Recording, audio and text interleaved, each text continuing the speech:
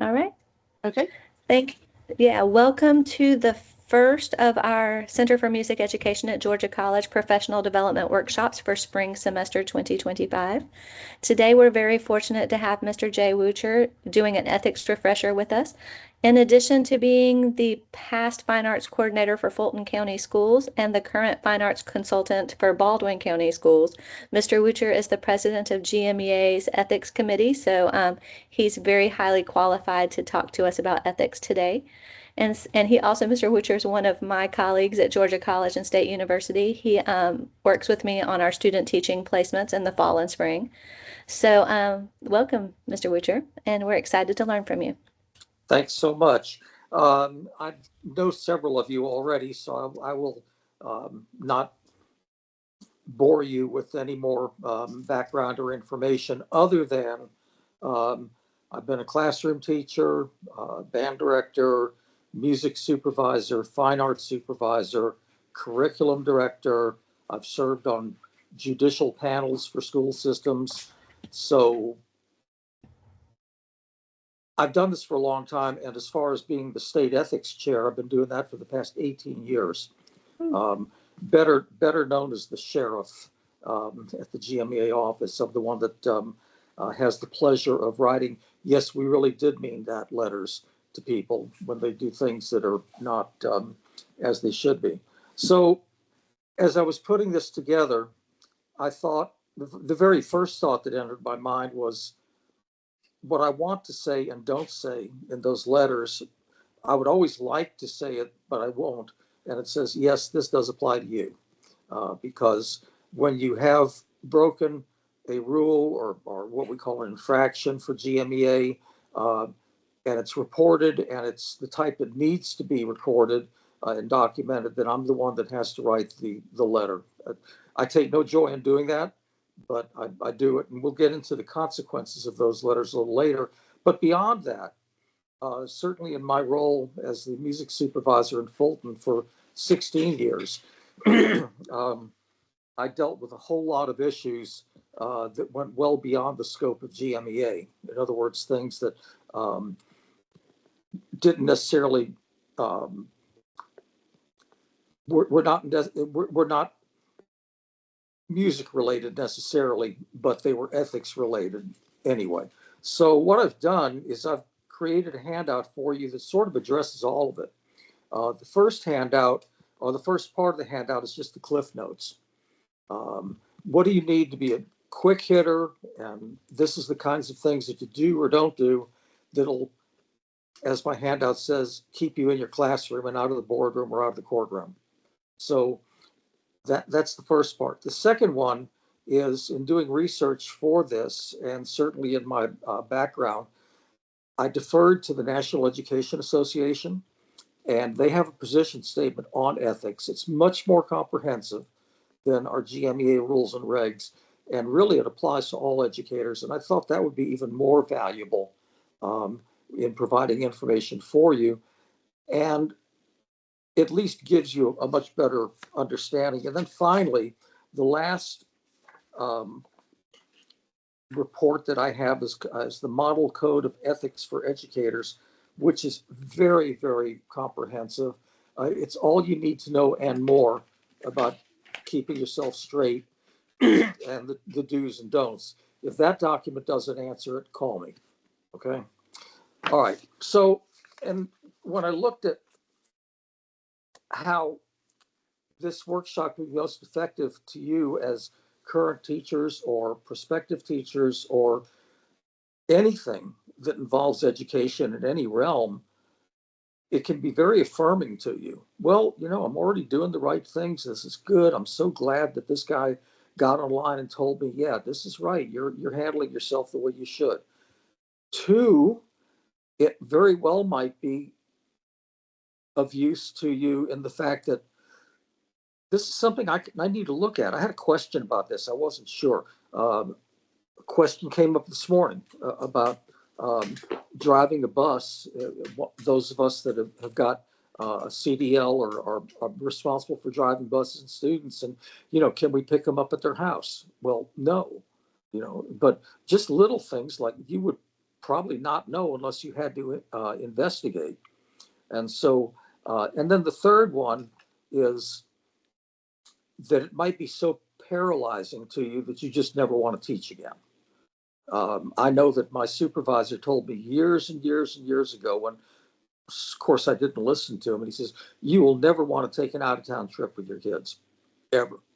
I says, "You will, but knowing what could happen, you're gonna you're gonna wish you didn't have to." And so I took those words as they were worth, but it certainly made me cautious, and I made sure to cross my T's, dot my I's every time that I was off campus for any reason with anybody. And so, just in all those years of experience, and I am in my plus 50 years of education, never been sued, never had a lawsuit. I have one letter in my file from a principal, and um, that was earned, um, but it was certainly not life threatening. We may get into that. So let's just jump right in. And the first section I have is what I call the Cliff Notes. Sorry, but the dogs are getting restless out there. Is the Cliff Notes. So this is just the short and sweet. Do this stuff, you're going to be okay. And the very first one is, yeah, this applies to you. Um, Ethics is not privilege. Ethics is rules and regs and responsibilities that we all have to follow at all times, or we put our kids in jeopardy. We put our families in jeopardy because of possible unemployment, and there's just too many variables that can cause real problems. So I'm sorry, I've got to get back on line here. There we go. All right. So um, the first thing that I say is read your handbook. And what I mean by that is not just your GMEA handbook. Now, if you want to get specific, you can go to page 9 to look up everything that you need to know about Allstate and for the next few years in regards to the ethical behavior for Allstate. Or you can go to page 41 for the ethical behavior of large group performance evaluation.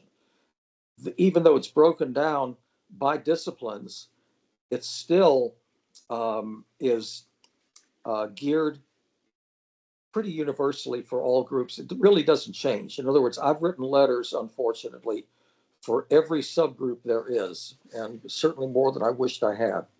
And then the next thing I want to, and the other part I want to say to you is that that handbook does not just necessarily apply to GMEA. Every school board has a board policy and procedure manual.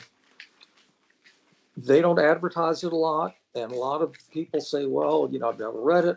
Well, good for you, but take 30 minutes of your life and look at the section on ethics for your particular school system, because it can impact what happens to you down the road. That's not meant to scare you, it's meant to make you aware.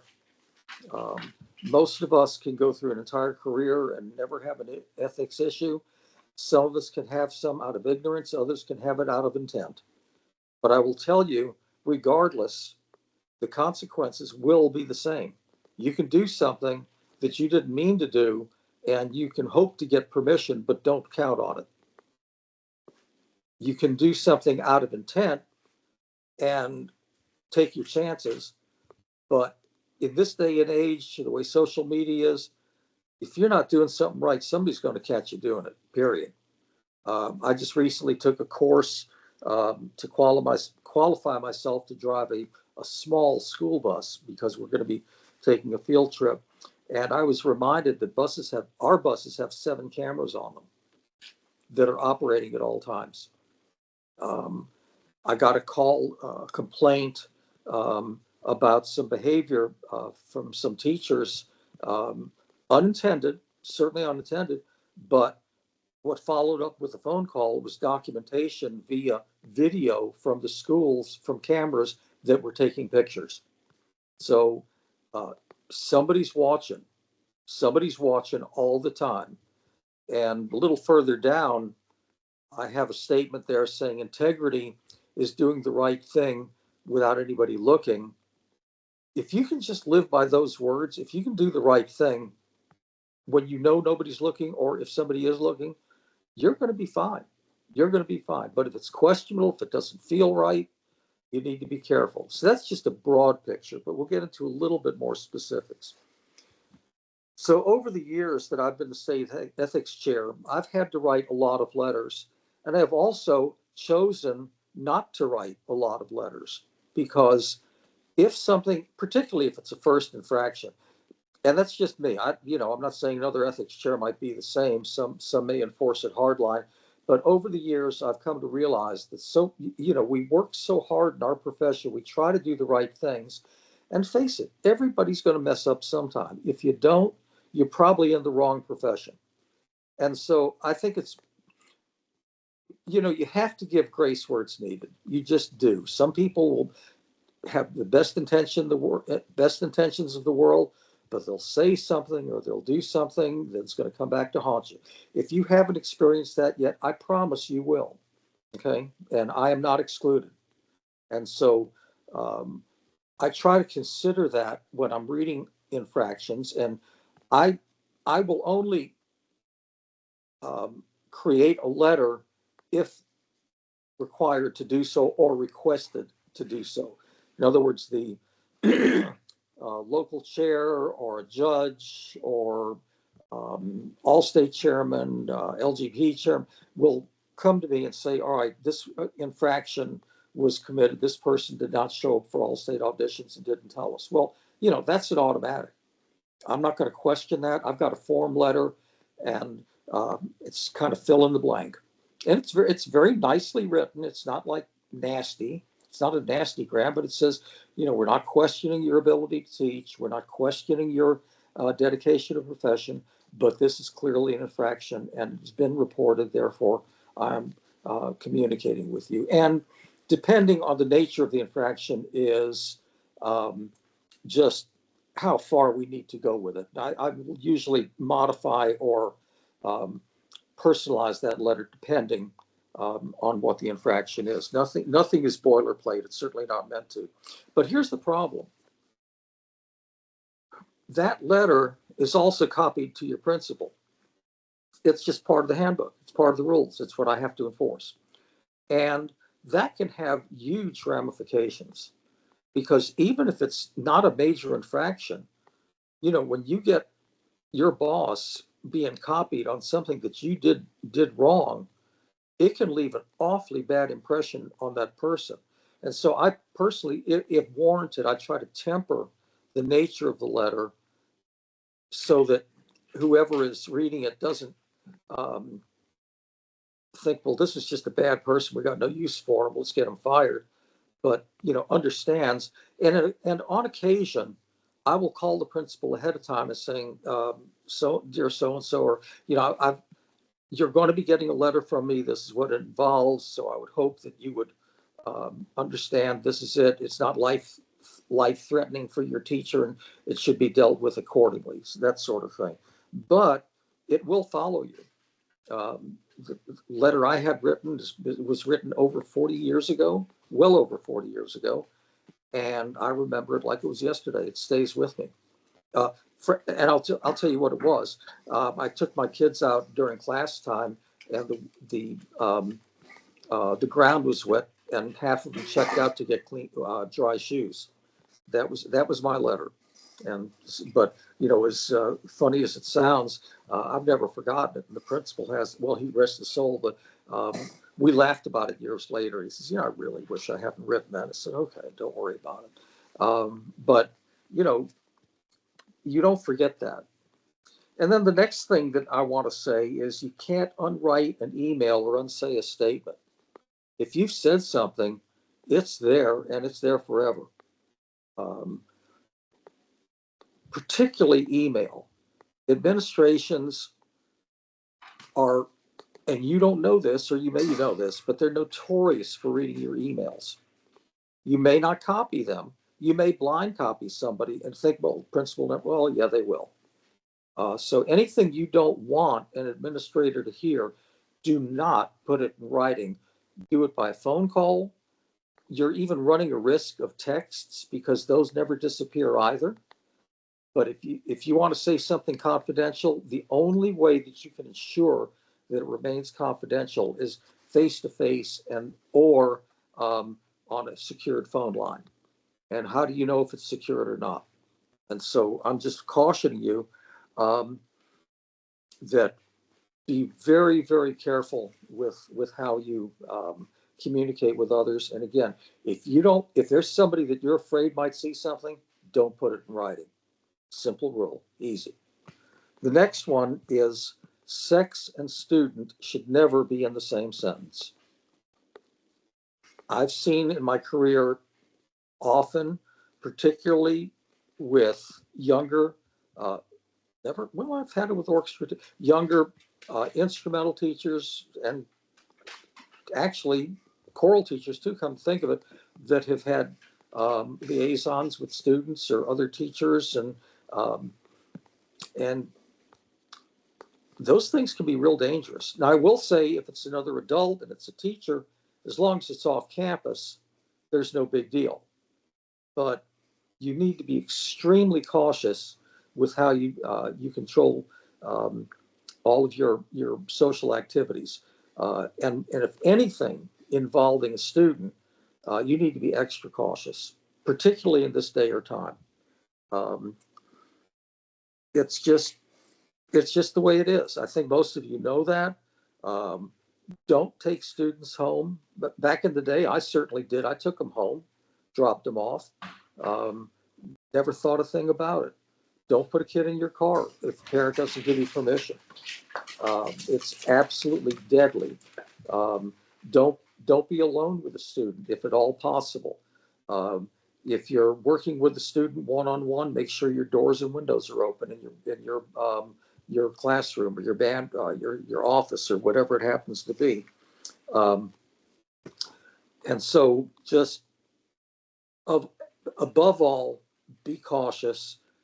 I guess one good rule would be that you need to treat every kid that you come in contact with the same way that you would want your kid to be treated. Now, if you're the one that slaps them on the back of the head, that's a little different. But in reality, you need to treat children with respect, dignity, and distance. That's about as easy as I can tell you. Um, this next one, never put anything on social media that you wouldn't want your mother, your children, your minister, or your significant other to see. If you put it in writing in any form and it's visual, um, you're done. Even as simple a thing as posting you being in a bar on a Friday night, having a glass of wine and saying, got to hang out with my friends. Well, kids can read that stuff. Even if you're not a friend with them on Facebook, somebody can forward something to somebody you'll never know. Don't post anything that you don't want anybody, and you pick the person that you don't want someone else to see. It's just too dangerous. Um, for me personally, although admittedly I've got several years on all of you, and so I'm not as social media inclined as many of you are, but I never put anything on Facebook other than just the very basics. Every now and then I'll brag on my dogs or um, something really good has happened to a family member, but I'm a much better reader than poster on Facebook, and it's really not anybody else's business unless I think it should be their business. I'm not telling you don't do it. I'm just saying that you need to be very, very careful and very cautious, because if you ever put anything on there that's objectionable, most likely somebody's going to see it. And somebody's going to see it who you probably don't want to. So again, you just have to be very, very judicious and careful with how you do that. Um, and then the next one, I already said, the next two of them. Um, Treat your students the same way you would want your own children to be treated. Um, I don't think I need to say too much more than that. And that's funny because um, one of the first things that I would do when I was music coordinator in Fulton, had a lot of responsibility in hiring people or recommending people for hire. And that was always my first yardstick. It was, well, I want that person teaching my kid. And it's also one of the standard questions on most reference forms in most districts. So you might want to consider that as well. But I think it's really important. You need to put students that you're working with in that frame of reference. Treat them like your own, sometimes better than you treat your own, but never worse. And then I've talked about doors and windows, and then communication. That's another thing. Um, a student may ask you to be friends on Facebook. Well, I wouldn't do that. As much as you like them, leave all that at school. I don't think email is so bad, particularly if um, their parents have access to their email, because even now, even though that I'm out of the profession full time, I still work with students, particularly high school students and occasionally college students, and um, I will email them or they will email me back, but it's always just all business, all above board, nothing ever that could be called into question. And even though you could be well intended, it could get you in trouble. Um, you never get in trouble as long as their parents are either copied or know about it. Um, Here's another one. Permission for anything off campus should always be signed by parents or guardians and acknowledged by the administration. Just this morning, I had a conversation with our superintendent about a field trip that one of the teachers wanted to take that I knew nothing about. And so questions came up. And because of the, shall we say, ramifications, uh, it's not going to be approved. And it's not just a standard field trip. It was certainly out of district and a great opportunity, but the superintendent turned it down because there was too many questions. And um, she's a great superintendent, but she's afraid of liability, and there are too many variables. It's always best to talk something out first about a field trip. And to be honest, I had to say to the superintendent, this morning is the first that I've heard about it. I don't know. I will find out. So I stopped, dropped, and rolled and called the teacher and said, what's going on? She explained it. And I, you know, gave my 2.5 cents worth. Um, and then got back to the superintendent. And the superintendent says, well, no, we're not going to approve it. Just tell her no. Had I known about it to begin with, and that's why I say you need to clear it with your administration, whoever signs the bill or is going to defend it, then make them part of the solution rather than part of the problem. So some of you that have been teaching for years know that. Others, if that's a bit of advice that you really need to consider strongly, please do. Um, Always get somebody with, quote, authority to sign off on something so that you're covered. If you don't, then you run the risk of being um, uh, of just being disappointed, I guess. Then I made this comment before: integrity is doing the right thing when no one is looking. Emails are never private. Cameras are everywhere. And I learned this a long time ago, and it applies to it really, it's just a common code of ethics. If you always tell the truth, you never have to remember who you lied to. That makes a lot of sense. Um, Unfortunately, politics doesn't believe that, but as teachers, we have a higher standard than politicians. Okay, so I'm going to just stop for a minute and entertain questions from anybody, because that's kind of the basics. So if you have a question, please take the opportunity to ask me at this point.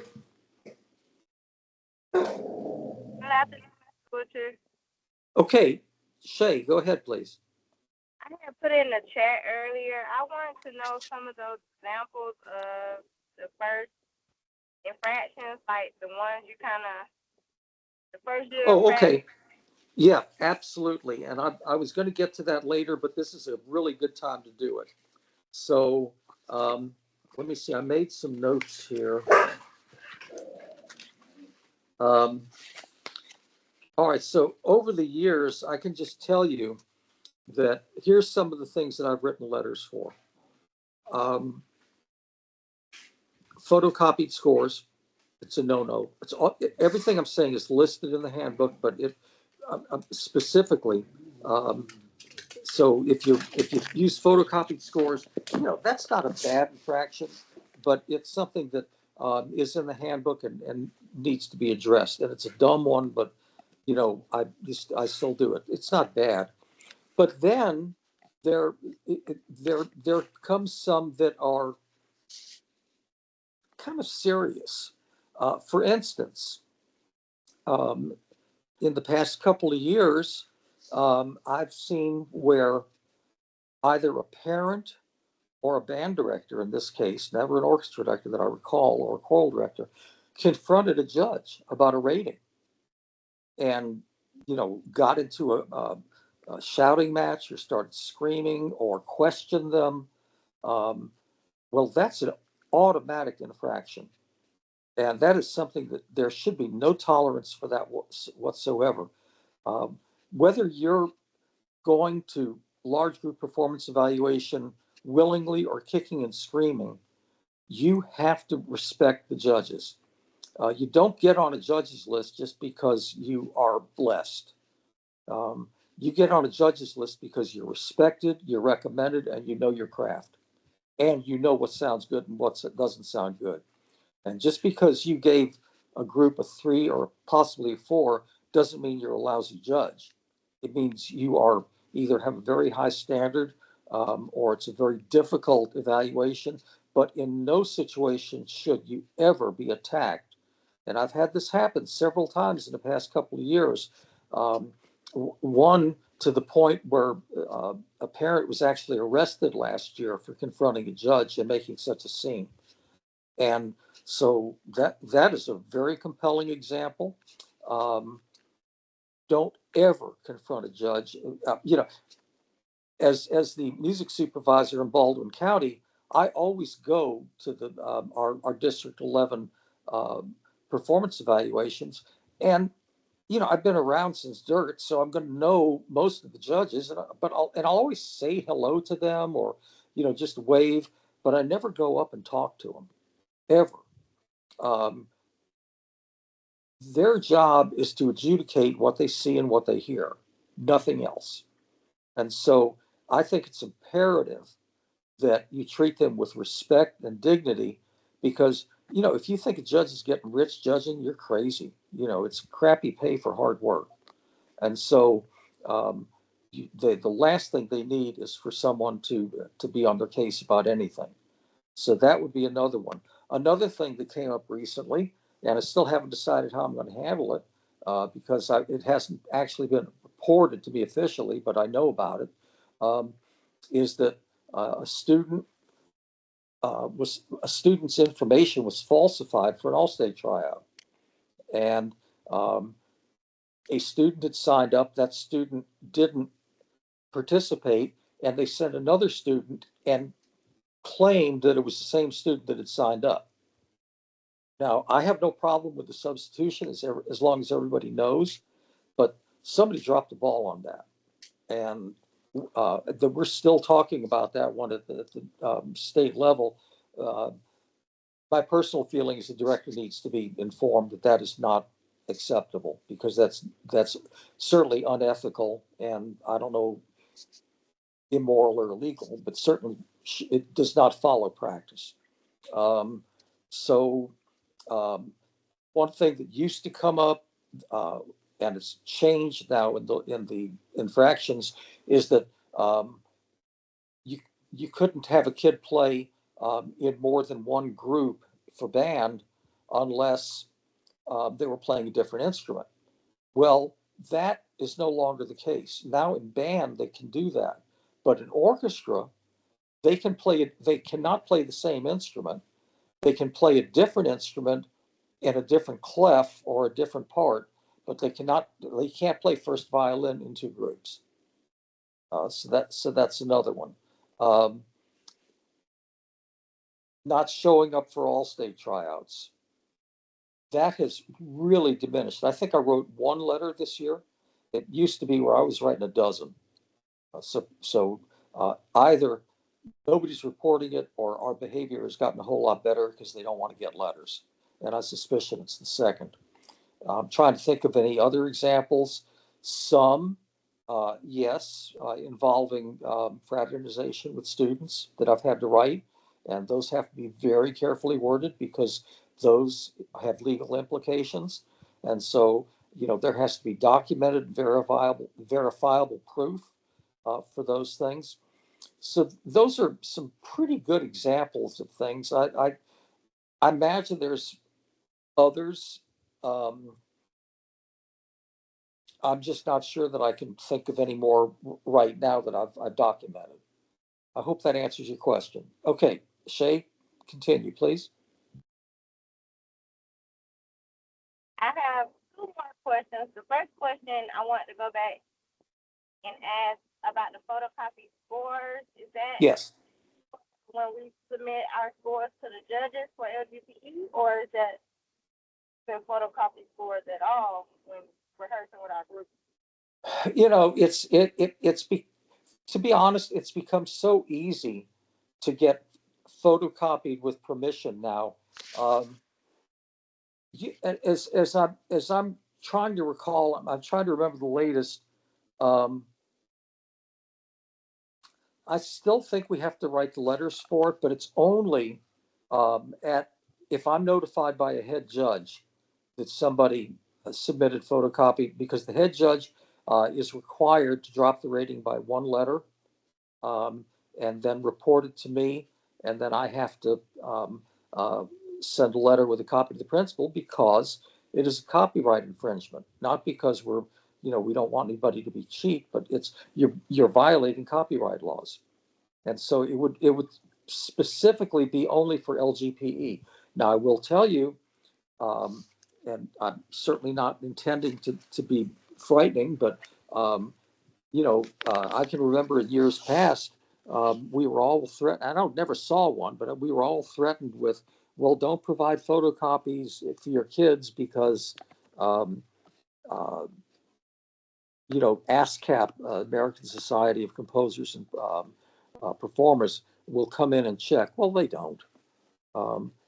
I've never seen an instance. I'm not telling you it's okay to do it. What I'm saying is, if you've bought a set of parts, an original set of parts, and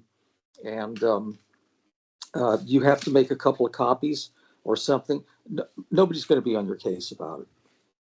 And I know for myself, I buy a lot of reprint music for my ensembles, and I print it on my printer, but it's all, this music was purchased by Jay Wutcher for the purpose of blah, blah, blah.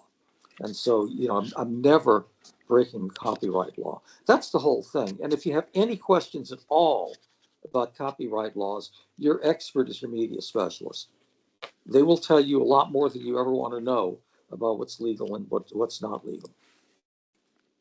Okay? Does that help? Thank you. All right, good. Yes, I want to be sure that my you got. last question, Yes. this is in regards to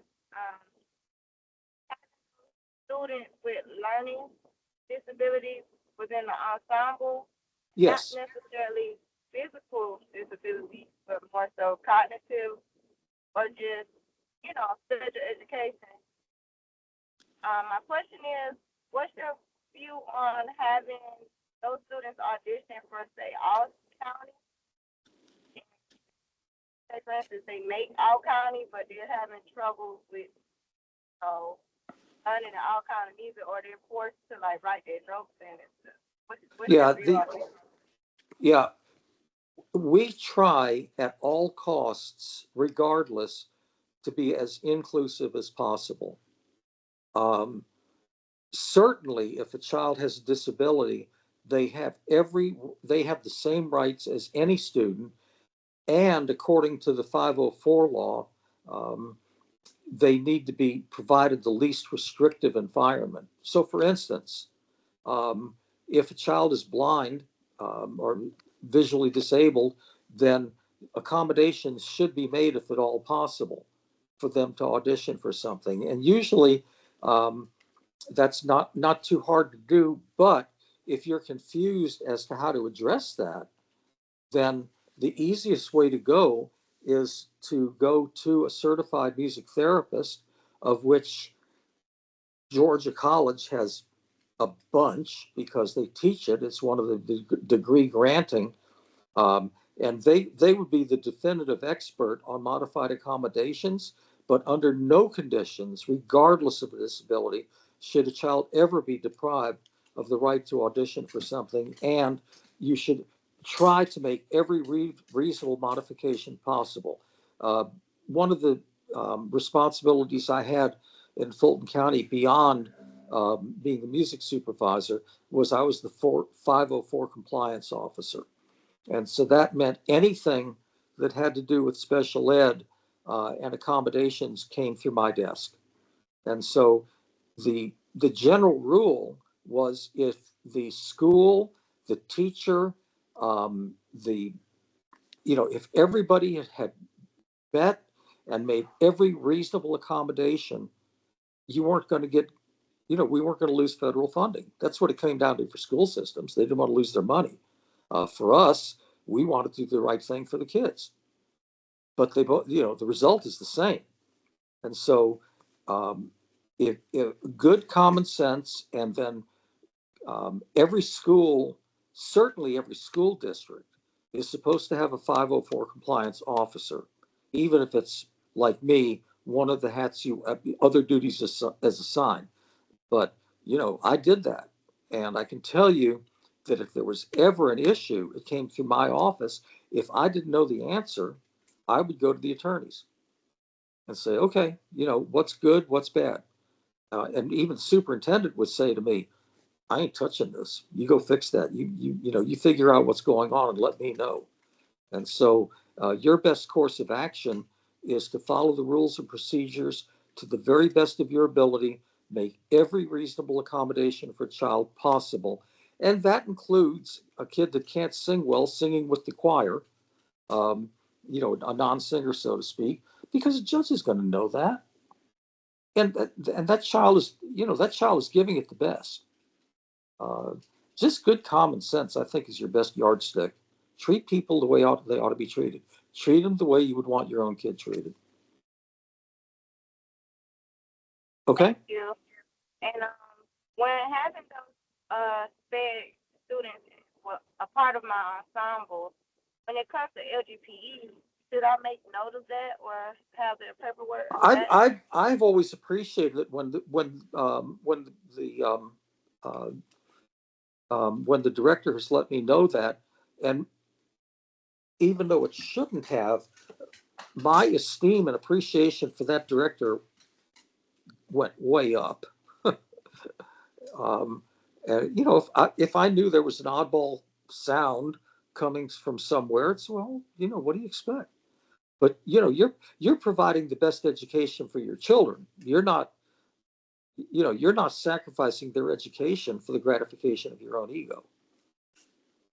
That's you may not like it, but that's and the idea also is that whatever accommodation you make needs to be agreed upon with an IEP of that child.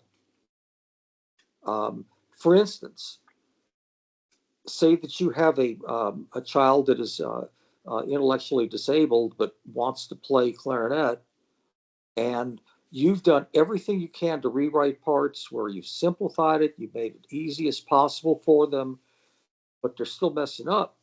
But I would never ignore a note from a director saying in the clarinet section there is a intellectually disabled student whose IEP calls for him to participate.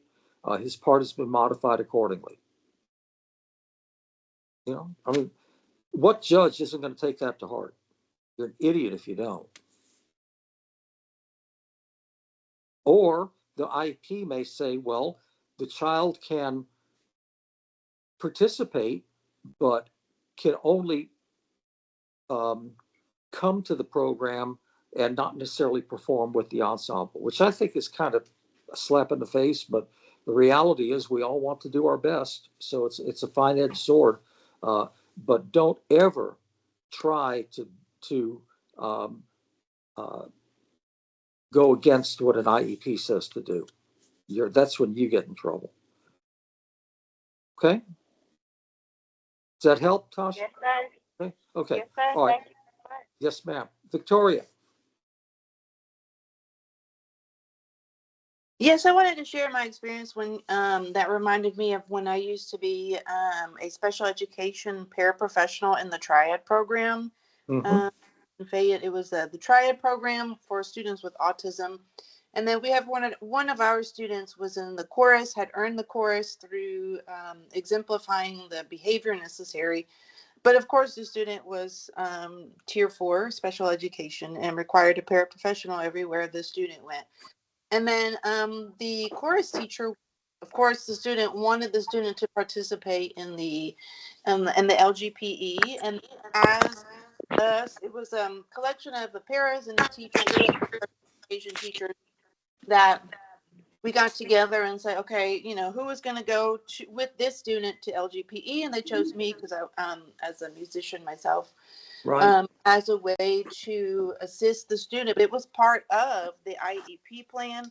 Mm-hmm. And then also before we went to the LGPE, we had a schedule for the student to look at the times, to look exactly what the day was going to be, because that was one of the triggers, is not knowing this, the unknown, basically.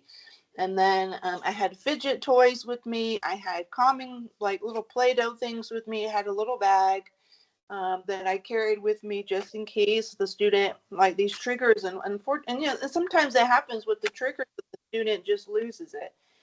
So I had all these little things with me. I had the paper, and then every now and then, when there was some downtime, I had developed nonverbal gestures with the student, like a thumbs up if you're okay, thumbs down if you're not, and you need to go for a walk. And then I actually created one like thumbs in the middle, where it was like a sideways, meaning like, oh, okay, I'm so, but for the student to kind of signify to me without using words. And it was something that we kind of developed together just in case I needed to pull the student off the, during a rehearsal or something like that. But it was a way, because this student had wanted to participate in music for the entire school year, and it was like a reward. But because we knew this student was in our Tier 4 program, it was mandatory that they had a paraprofessional with them at all times, and it was to empower them. And after the student participated in the LGPE, just something changed, and the student felt like it was their calling, that they wanted to continue with music in the chorus program well into the other formative years, and possibly even into adulthood. But it was such a way to see the difference before the LGPE and after, of the student. Just, it was just something that you can't really describe in words, just feeling the student had so much appreciation. Yeah, it reminds you why you went into this business in the first place. Exactly. We've got 10 minutes, so I would like to be able to get into at least part of the next session. Is there anything that you want to wrap that up with, Victoria? I did want to say, being in that program, for me, and I know it's not an experience that a lot of teachers actually have, of being a special education triad paraprofessional. So that has given me more insight to when I actually have special education Tier 3 and Tier 4 students in my class.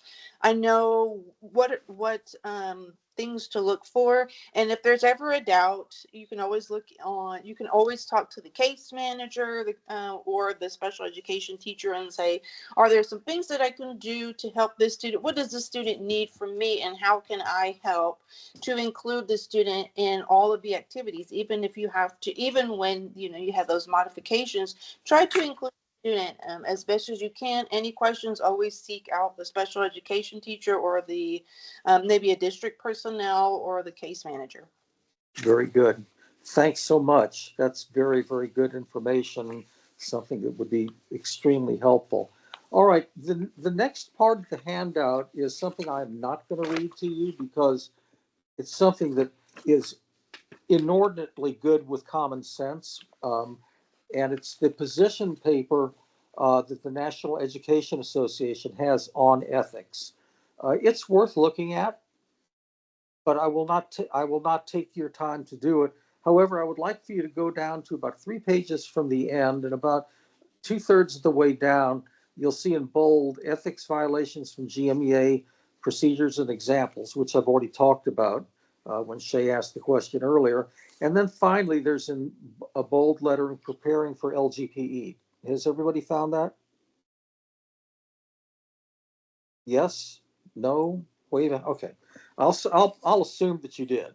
Um, and so the I very did. first, okay, the very first thing, it's what to do. And here's just a laundry list. And again, this is all my years of not just state ethics chair, but as a certified adjudicator. If I can save people pain and heartache ahead of time, I normally did this with my teachers in Fulton County. We went over this chapter and verse. Um, New teachers, older teachers, didn't matter.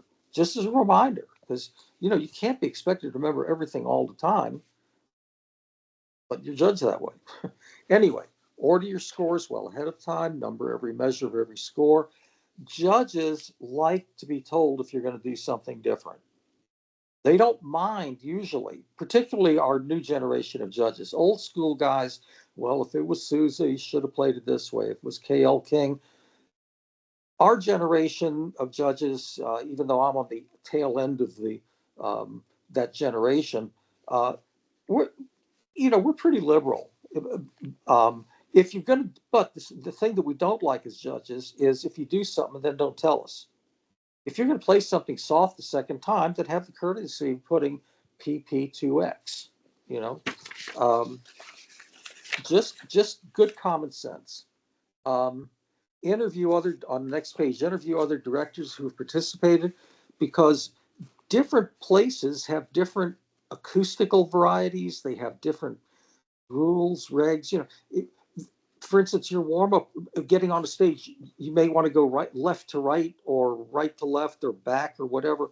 But do a walkthrough, and then talk to other directors that have played at that venue. Also, if you have the opportunity, try to listen to something that is being performed at that venue, because as judges, we hear three different things in the three different places that you're sitting in the back. It sounds different left, right, and middle. And so you need to understand that. Um, Post the adjudication criteria in your band room. And those of you that I've worked with your bands, I know Bernard and I have talked about this at length, is that, and Shay also, and Victoria, I don't know if I've done that with you because with chorus, but anytime I take a rehearsal, I refer to the adjudication criteria for any reason that I stop or any reason that I ask a question. Have your percussion as set as much as possible so that minimal changes take place between selections. When you're judging on a 30-minute slot, you're programmed, and usually it's about 15 to 20 minutes to listen, about a minute or two to think, and then about 5 minutes to fill out the form, and boom, 3 minutes later, the next group's starting. And so if you as a director can get those changes, it really helps the judges, and it eliminates lag time, which always puts the groups behind. And if a judge sees that, it's like, hey, this guy gets it. This is great. I love this. It's one of those things that weighs in your favor. Enter the stage in a predetermined and orderly fashion. Um, the way the kids look and the way the kids come in and the way the kids sit down and take their place, you have already set the impression of the judges. I know y'all have been told this. I'm just saying it. It's all I'm doing is affirming what you already know. Um, uh, Shirts should always be tucked in. I don't care if it's the style. When you've got a shirt that's hanging down to your knees, it just doesn't look right. Make tuck shirts in, particularly middle school groups who wear polo shirts usually. Um, uh, be as uniform as possible. Make sure your students' posture and instrument carriage is uniform and correct. My rule is that there should be 6 inches between the chair and the kid's back, regardless of the instrument. If you see that, automatically the judges say these kids know what they're supposed to look like. Now, if the kids are all sitting, if they got the posture chairs and they're all sitting with their back against it, okay, I don't agree with it. And I will usually make a comment, please try to have more uniform posture. Those impressions help you from the get-go, you see. Um, Double check your bus arrangements, uh, departure times. Don't let other people do your work for you. These are the things you need to be doing yourself. By the way, it's getting right up on 1 o'clock. If any of you need to drop off, you don't need my permission. I understand. I'm going to be dropping off shortly because I'm going back to a district honor band performance, but I will finish at least this list, which will be another 10 minutes max, and then we'll be done. But I will not be insulted if you need to drop off. So double check your bus arrangements, visit the performance venues in advance. I've already mentioned that. Be sure you and your students act as professionally as possible. Be sure that your music mallets, mutes, and other materials are secured in one location for loading and unloading, and you inspect it yourself. I can't tell you how many times I've judged and said, well, my student was supposed to load the music, the one that I had, my librarian. Well, your librarian has got the position, but he's not getting paid. You make sure that stuff's done yourself. Make sure that you have a checklist for your students regarding their instruments and equipment. Clearly communicate behavior expectations. And that's before, during, and after. Because your adjudication begins from the minute you get off your bus to the minute that your bus leaves to go back home. It is not just the performance itself. Clearly communicate behavior expectations. Um, Conduct the students first and the music second. It drives me crazy when I see a director that looks like an anteater that's looking at the music and not, hey guys, and you all have heard me say this.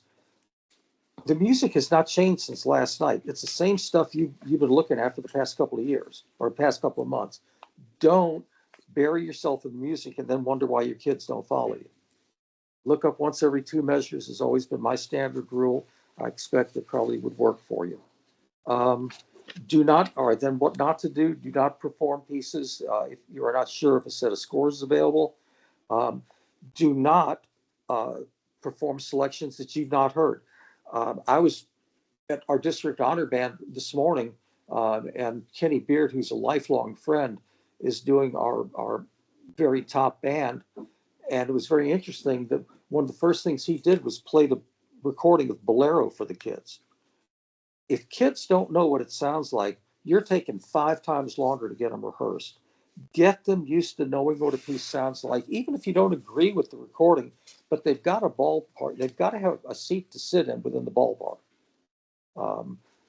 Even to this day, anytime I'm teaching, whether it's individually, privately, or ensemble, I always look for a recording of something.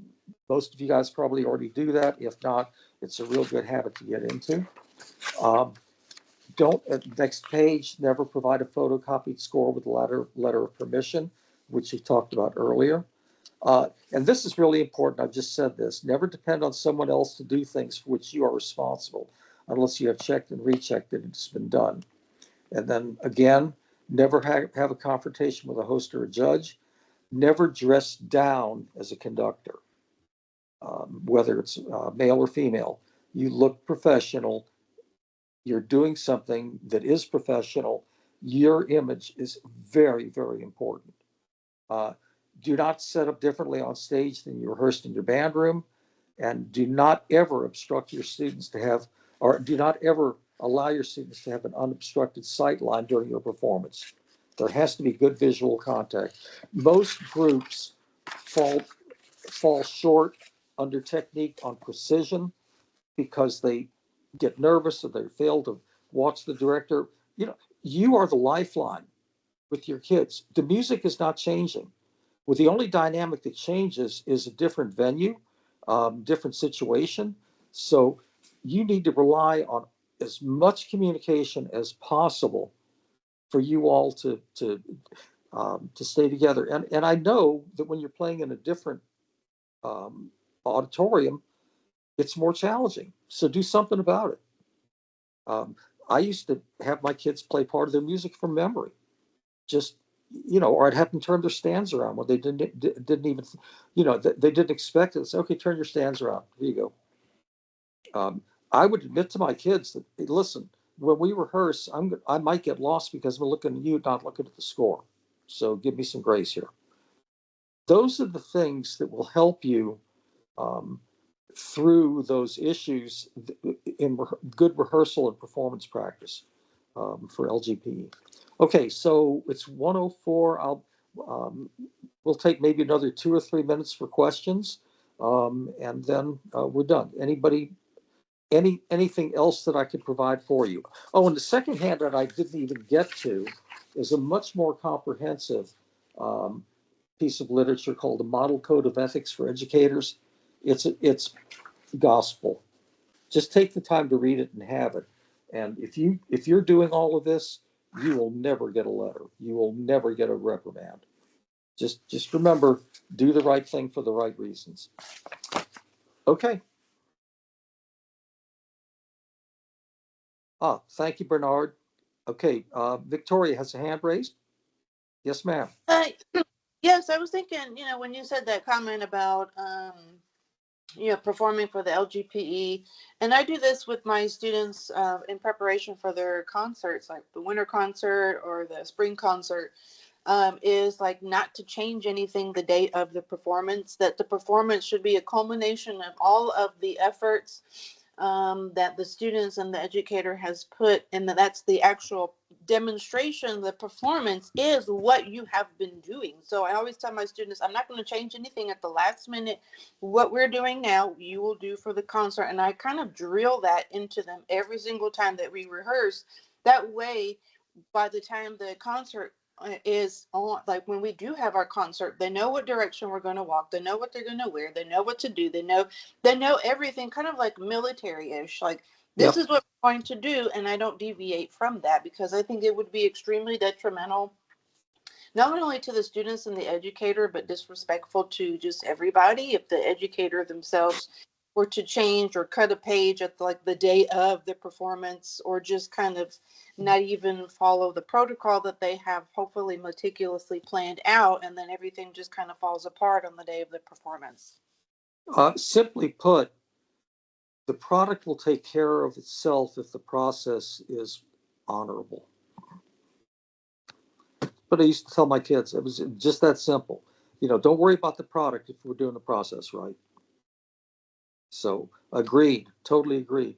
Okay, I don't like to be overtime, as you all know, but you've been very patient with me.